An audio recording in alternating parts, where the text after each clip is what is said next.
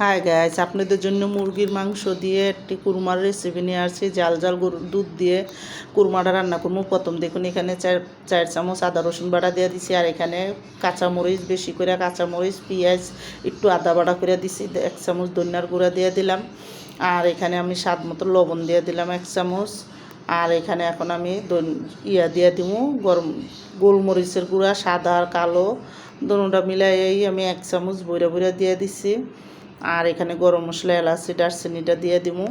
তো মশলাটা এদিকে দেখুন দিয়ে দিছি, দিয়ে কিন্তু এখন ভালো করে মাংসটারে করবো। তো আমার এদিকে মশলাটা সব দেওয়া শেষ। আমি কিন্তু এখানে আর কোনো হলুদ বা দিব না। আমি ওই বাটিটা ধোয়া দিয়া একটু পানি দিয়ে দিলাম, যে ব্লেন্ডারটা করছি ওইটা। তারপরে কিন্তু মশলাটা ভালো মতন দেখুন মিলাইয়া, তারপরে কিন্তু এখানে আমি মশলাটা ভিতরে অন্য আর কোনো পানি দিব না। এই পানিটা দিয়েই আমি মুরগির মাংসটা কষামো।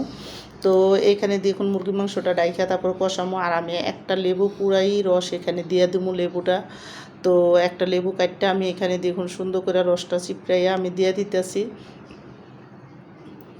লেবুর রসটা দিয়ে তারপরে কিন্তু মাংসটা ভালো মতন একটু লাড়াচাড়া দিয়া তারপরে ডাইখা তারপরে মাংসটা রান্না করবো। তো এই পানিটা শুকাইয়া যখন মাংসটা সিদ্ধ, আদা সিদ্ধ হয়ে যাব, তারপরে কিন্তু আমি দেখুন এখানে অন্য যা দেওয়ার দিমু। তো আমার এই মুরগির মাংস কুরমা রেসিপিটা যাদের পছন্দ তারা লাইক সাবস্ক্রাইব দিয়েন প্লিজ। আমার ভিডিওটা বেশি বেশি শেয়ার করে দিয়েন আর সাবস্ক্রাইব করে দিয়েন। আর এইভাবে একবার হলেও মুরগির মাংস কুরমা রান্না করে দেখেন, অনেকই মজা লাগে। তো দেখুন এদিকে আমার যখন মাংসটা ভালো করে পুরো কষানো হয়ে যাব, কষাইতে কষাইতে যখন তেল তেল উঠতে যাব, তখনই কিন্তু দেখুন আমি এখানে একটা গ্লাস দিয়ে 1 গ্লাস আমি দুধ এখানে জালদা রাখছিলাম, ওই দুধটা দিয়ে দিলাম একটা গাঢ় গাঢ়, আর 1 চামচ চিনি দিয়ে দিছি এখানে।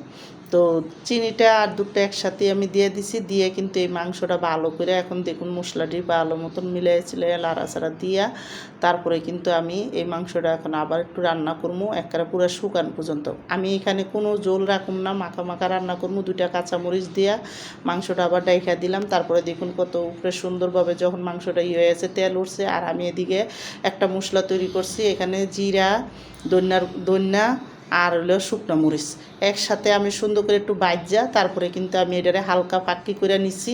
আর ফাঁকি করে এই মশলাটা দিছি। এই মশলাটা দিলে আলাদা মাংসটার গ্রানটা অনেক ভালো আসে আর খাইতে অনেক মজা লাগে।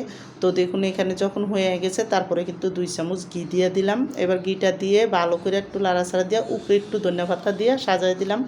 আর এখন আরেকটু মাংসটা চুলায় রাখবো। দেখুন আমার মাংসটা রান্না পুরো সম্পূর্ণ হয়ে গেছে, আর মাংসটা পুরো তেল তেল উঠে গেছে। আর এখন এই মাংস রান্নাটা আমার সম্পূর্ণ শেষ, আমি রেখে দিলাম।